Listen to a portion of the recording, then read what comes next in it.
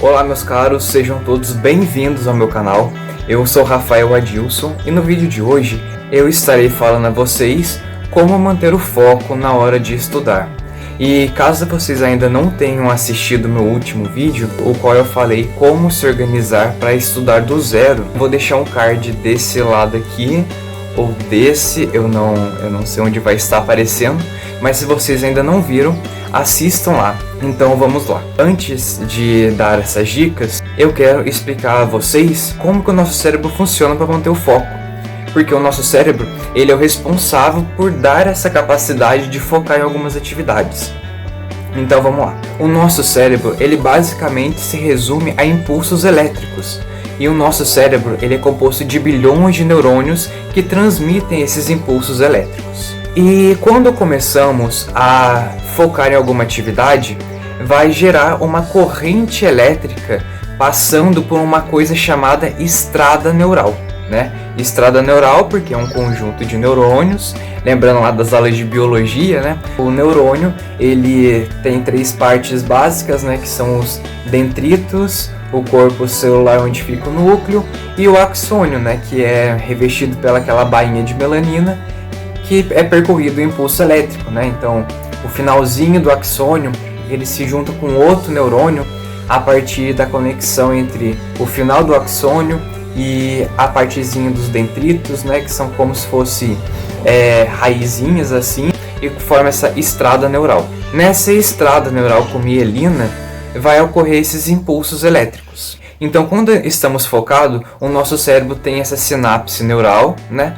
junto com essa substância mielina, que proporciona esse aumento no fluxo de impulso, certo?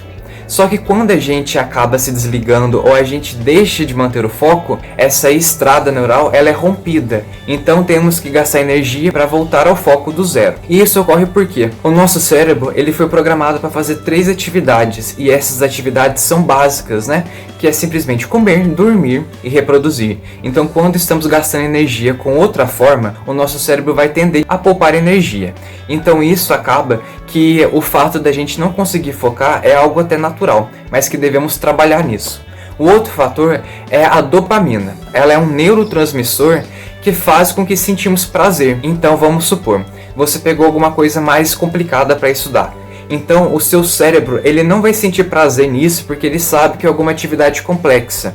Então, muitas vezes, a gente desfoca a nossa atenção para um conteúdo difícil e tendemos a fazer algo que dê uma recompensa para o cérebro. Por exemplo, entro no Facebook, Instagram, e nisso o meu cérebro ele sente esse prazer de estar mexendo porque é uma coisa prazerosa. É liberada a dopamina, esse sentimento de prazer. Só que isso acaba com o nosso desenvolvimento porque isso é momentâneo. Sentimos prazer só quando estamos mexendo, ao contrário de quando gastamos o nosso tempo estudando e depois terminamos de estudar uma tarefa complexa, uma tarefa difícil e o nosso cérebro produz a dopamina a longo prazo e isso estimula uma concentração natural de dopamina. Isso que é importante.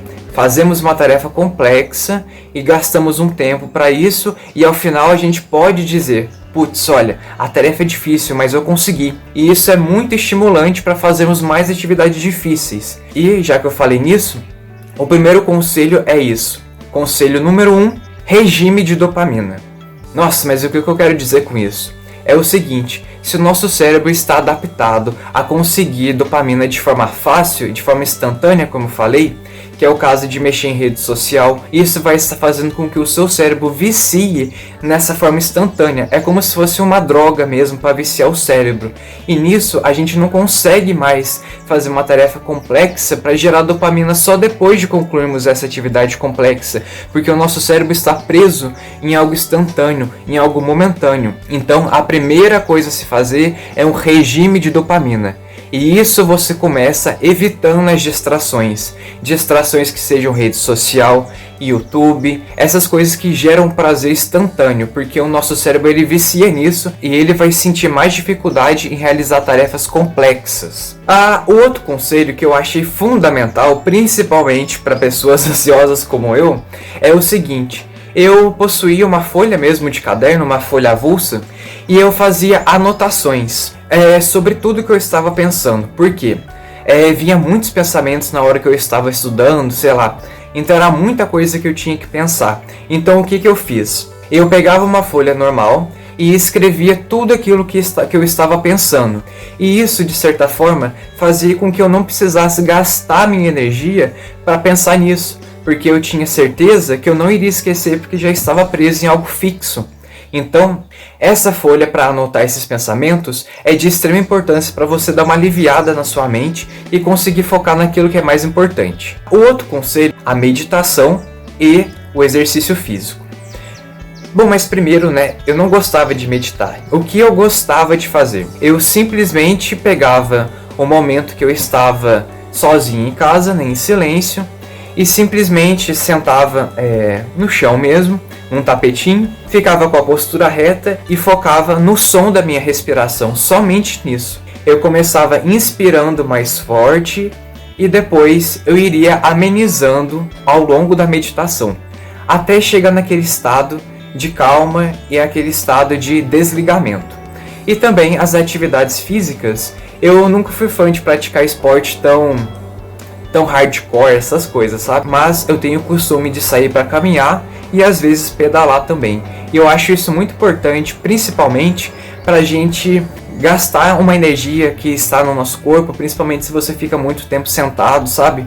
E aliviar um pouco a mente, porque quando estamos um pouco ansioso ou estressado, nós tendemos a manter esse mesmo estado. Então, pelo menos, quando você se movimenta, você quebra esse fluxo de estabilidade, sabe? E para você que não tem esse costume, eu ouvi uma frase muito interessante, que é de um conceito japonês, que diz o seguinte: nada é tão difícil ou tão impossível que não possa ser realizado por 1 minuto do seu dia. Então, para quem ainda está começando e não sente muito bem praticando exercício físico, ou simplesmente não gosta muito de meditar, faz isso. O que é 1 minuto do seu dia? E ao longo da semana, continue, aumente esse tempo, Porque o foco ele está relacionado principalmente com a sua capacidade de conseguir manter os seus pensamentos. Então, através da meditação, vai ser algo que você vai conseguir melhorar a sua capacidade de focar.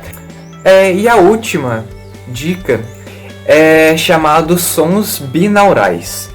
Olha, e isso foi descoberto já faz um tempinho. No século XIX ainda, um cientista alemão, o nome dele vai estar aqui, porque caso alguém queira procurar, eu vou até ler aqui o nome, Heinrich Uermanndorf.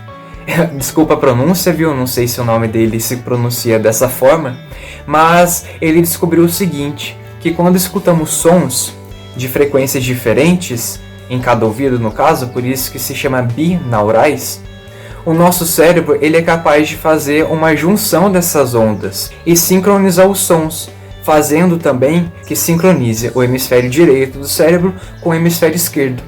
E isso ajuda na concentração e no nosso foco. E essa onda, ela tem esse ruído aqui, olha, escutem.